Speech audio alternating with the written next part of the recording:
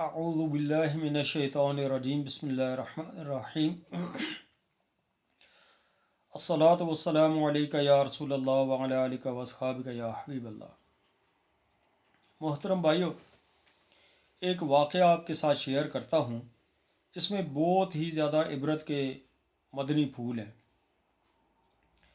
ایک شخص یو کے ہی ایک شہر میں رہتا تھا، وہ کبھی نماز کے لیے نہیں آیا تھا۔ تو ایک دن اچانک وہ مسجد میں نظر آ گیا، تو نماز کے بعد کھڑا ہوا اور کہنے لگا کہ آپ سب مجھے حیرانگی کے ساتھ دیکھ رہے ہیں، تو آپ مجھ سے پوچھیں کہ میں آج کیوں مسجد میں آیا ہوں۔ تو کسی نے پوچھا کہ آپ کیوں مسجد میں آئے ہیں، آپ کو تو ایک لمبا عرصہ ہو گیا ہے اس علاقے میں رہتے ہوئے، لیکن آپ کو کبھی مسجد میں نہیں دیکھا، نہ آپ جمعہ کی نماز پہ آتے ہیں، نہ آپ عید کی نماز پہ آتے ہیں۔ تو آج واقعی حیرانی کی بات ہے کہ آج آپ مسجد میں نظر آ رہے ہیں۔ تو اس نے کہا کہ میری بیٹی نے مجھے مسجد میں بھیجا ہے۔ تو کہنے لگا کہ میری زندگی کی روٹین کچھ اس طرح سے تھی کہ صبح اٹھتا، کام پہ چلا جاتا، کام سے واپس آتا تو دوست احباب کے ساتھ ادھر ادھر رنگ رلیاں مناتا، کبھی شراب خانے میں بھی چلا جاتا۔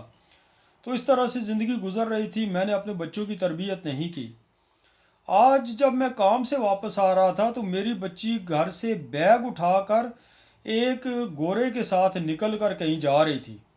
تو میں نے اسے روکا کہ بیٹی کہاں جا رہی ہو؟ کہنے لگی کہ یہ میرا بوائے فرینڈ ہے، تو میں تمہارا گھر چھوڑ کر جا رہی ہوں اور اسی کے ساتھ اپنی زندگی گزاروں گی۔ تو مجھے بڑا ایک قسم کا دھچکا لگا اور میں نے اپنی بیٹی سے کہا کہ بیٹی دیکھو، ہم مسلمان ہیں اور تم ایک غیر مسلم کے ساتھ جا رہی ہو، تو یہ تو بہت بڑی شرمندگی ہوگی میری اس علاقے میں، میری عزت بھی ہے، یہ بھی ہے، وہ بھی ہے۔ تو میں نے تھوڑا سا دمکانے کی کوشش کی تو بیٹی نے کہا کہ ابا خبردار، جو تو نے میرے اوپر جو ہے وہ ہاتھ اٹھانے کی کوشش کی یا زبردستی مجھے روکنے کی کوشش کی، ابھی پولیس کو فون کروں گی نا تو پتہ چل جائے گا کہ میری کتنی پاور ہے۔ تو باپ جو ہے وہ تھوڑا منت سماجت کرنے لگا۔ تو اس نے کہنے لگا کہ مجھے میری بیٹی نے ایک نصیحت کی۔ اس نے کہا کہ ابا، آج تو مجھے اسلام کے واسطے دے رہا ہے، آج تو مجھے اچھی جو ہے وہ کہتا ہے کہ ہم مسلمان ہیں، ہمارا یہ بھی حق بنتا ہے، وہ بھی حق بنتا ہے، آج تو مجھے کہہ رہا ہے، لیکن میں تو بچپن سے دیکھتی آ رہی ہوں کہ تیرا مسجد کے ساتھ کوئی تعلق ہی نہیں ہے، تو نماز کے لیے نہیں جاتا ہے، تو اور کسی کام کے لیے نہیں جاتا ہے، جنازوں میں تو نہیں جاتا ہے، تو پھر ہم کس کام کے مسلمان ہیں؟ صرف نام کے ہی مسلمان ہیں۔ دیکھو، میں جا رہی ہوں اس گھر سے، لیکن اپنی جو باقی بچیاں رہ گئی ہیں، چھوٹی ہیں، ان کی تربیت پر جو ہے وہ ان کی تربیت کے بارے میں سوچو، ان کے بارے میں غور و فکر کرو، اور خود بھی مسجد جایا کرو اور ان بچیوں کو بھی جو ہے وہ دین کی تعلیم دو، تاکہ کل دوسری کوئی بیٹی تمہیں اس طرح سے چھوڑ کر نہ جائے۔ تو وہ کہتا ہے کہ میری بیٹی تو میرے منہ پر اس طرح سے تمانچہ مار کے نکل گئی، اور مجھے اب ہوش آیا کہ میں نے اپنی جتنی زندگی بھی گزاری ہے وہ ساری کی ساری برباد کی ہے،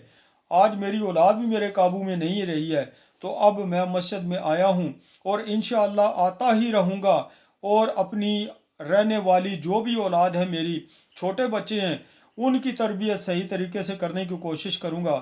تاکہ کل جو ہے وہ مجھے اس کا خمیازہ اس صورت میں بھگتنا نہ پڑے۔ تو محترم بھائیو، اس طرح کے یہ کوئی ایک واقعہ نہیں ہے، اس طرح کے بے شمار واقعات آپ کو ان ملکوں کے اندر ملیں گے کہ ہم نے پیسہ کمانے کے پیچھے اپنی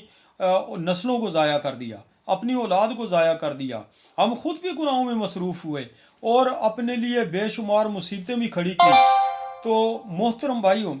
کہنے کا مقصد یہ ہے کہ ہمیں اپنی اولاد کی تربیت کرنی چاہیے۔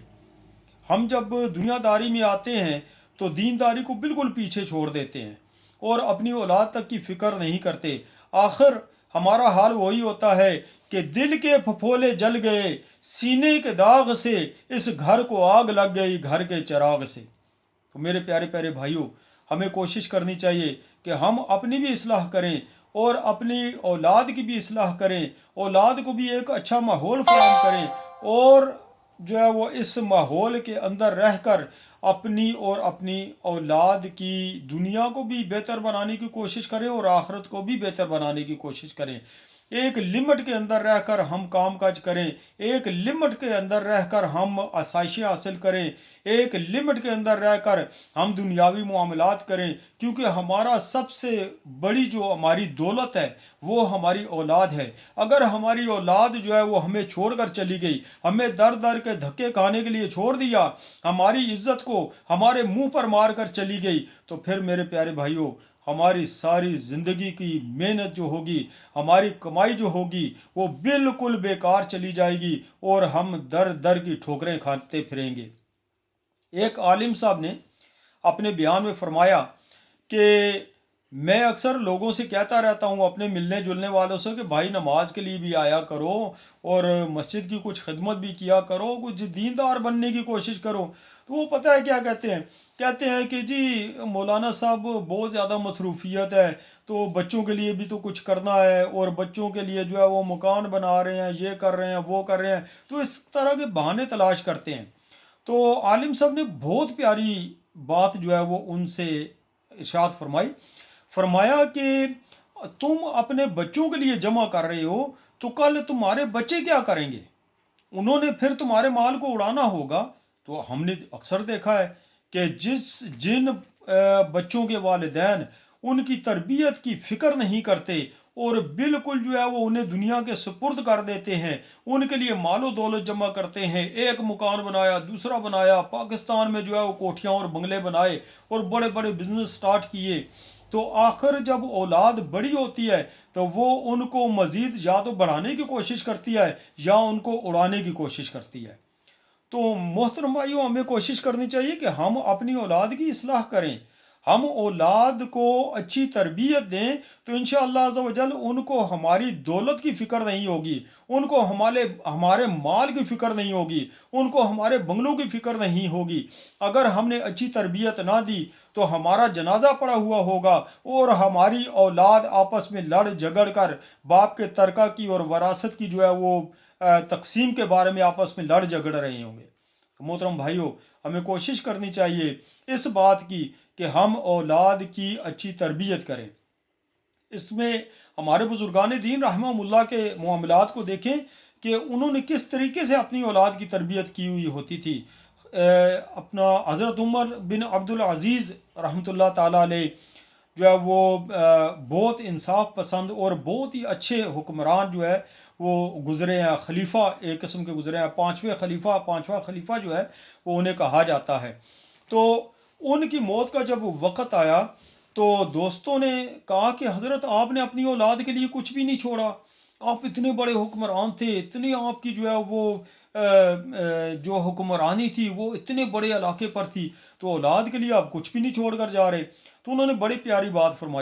فرمایا کہ اگر میری اولاد اللہ اور اس کے رسول کی فرما بردار ہے تو اس سے میری جائیداد سے، میرے مال سے کسی چیز کی بھی ضرورت نہیں، اور اگر میری اولاد اللہ عز و جل اور اس کے محبوب صلی اللہ تعالیٰ علیہ وسلم کی نافرمان ہے تو مجھے ایسی اولاد کی ضرورت نہیں ہے۔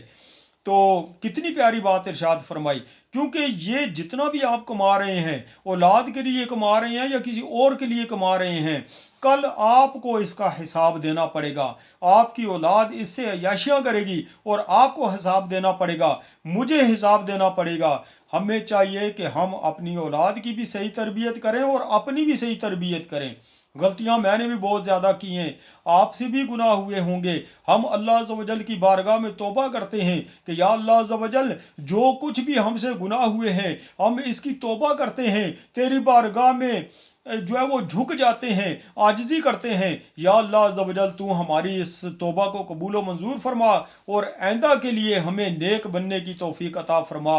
آمین بجاہ النبی الامین صلی اللہ تعالی علیہ وآلہ وسلم۔